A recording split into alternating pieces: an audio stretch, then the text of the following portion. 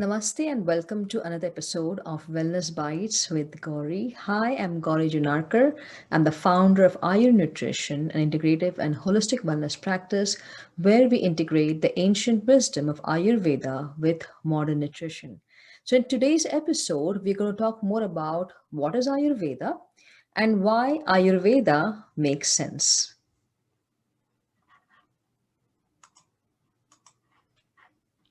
So, Ayurveda is one of the oldest health sciences in the world. It is said to have originated more than 5,000 years ago. Ayurveda comes from a Sanskrit word made up of two parts, Ayur, meaning life, and Veda, meaning science. Hence, Ayurveda essentially means the science of life. Now, why does Ayurveda make sense? Ayurveda is a unique holistic health science which focuses on the mind body relation and the importance of balance between the various physiological components to ensure health. The beauty of this unique science is that its principles can be applied to any person at any time and at any place. Ayurveda is one of the oldest sciences to talk about personalized wellness in the form of Prakriti. So, according to Ayurveda, every person is born with a Prakriti, a constitution, which is dominated by a presence of doshas in various ranges. The dosha that are most prominent defines a person's Prakriti. Ayurveda texts such as the Charak Samhita goes in great depth about the typical characteristics of each doshas and Prakriti. The Prakriti description contains external features, physiology, likes, dislikes, appetite, sleep, and much more. So that leads us to the question, were the ancient Ayurveda texts talking about genetic traits? This question was explored further in the recent research study done by Govindraj et al., which looked at the genome-wide analysis of Prakriti. The study found that various characteristics described for each Prakriti type resembled a particular phenotype, hence strengthening the belief that Prakriti may have genetic basis. So we can say that Ayurveda was way ahead of its time by providing the concept of personalized wellness. Ayurveda emphasizes that the person's ahara, which is food, dinacharya, which is daily routine, and in fact, rutacharya, seasonal routine, should be in harmony with a person's prakriti. Way before the world discovered vitamins, minerals, and their physiological role in the body, the concept of balanced diet was written in Ayurveda. The emphasis is to eat foods belonging to all the six tastes, such as sweet, salty, sour, pungent, bitter, and astringent at every meal. This is to ensure that a balanced diet is being consumed. The goal of Ayurveda is swasthasya swastharakshanam aturasya vikara prashamanam cha. This is a Sanskrit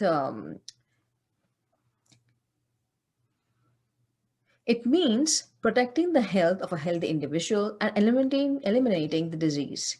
The greatness of this science lies in the fact that it is not only emphasizes on restoring health and balance in the body, but also believes in being preventive in nature by promoting and protecting health. The main core principle of Ayurveda is that of three doshas. Three stands for three, and doshas are the body physiologies. So, according to Ayurveda, our body contains three basic doshas or bodily humors or physiologies, vata, pitta, and kapha in varying levels. Now, vata is said to be responsible for all the movements within our body.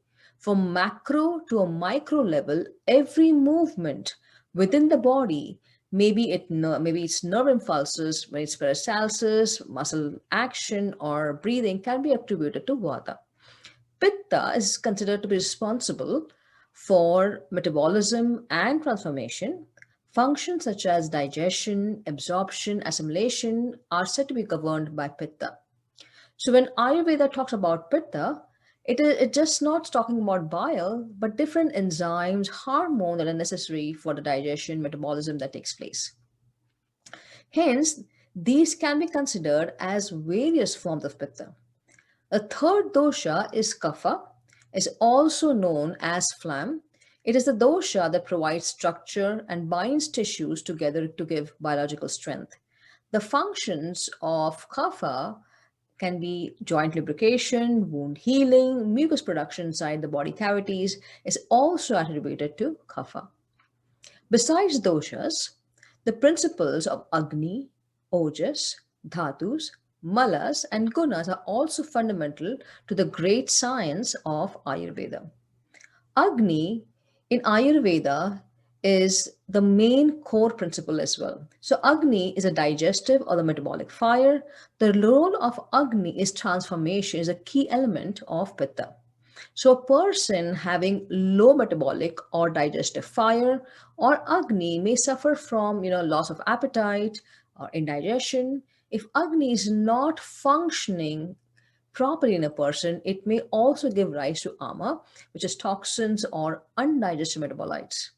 This ama may accumulate within the body over time for a prolonged period and could give rise to various illnesses according to Ayurveda. The texts also describe ojas in detail. It is said to be the extract of all the dhatus, which is the tissues, and the substance that maintains life. Prana is described as the energy or life force within each cell of the body. So, just as in modern physiology, the body is made up of various tissues, Ayurveda talks about seven dhatus or tissues. These being rasa, which is plasma, rakta, which is blood, mamsa, which is muscle, meda, which is fat, asti, which is bones, majja is the bone marrow, and shukra is a reproductive tissue.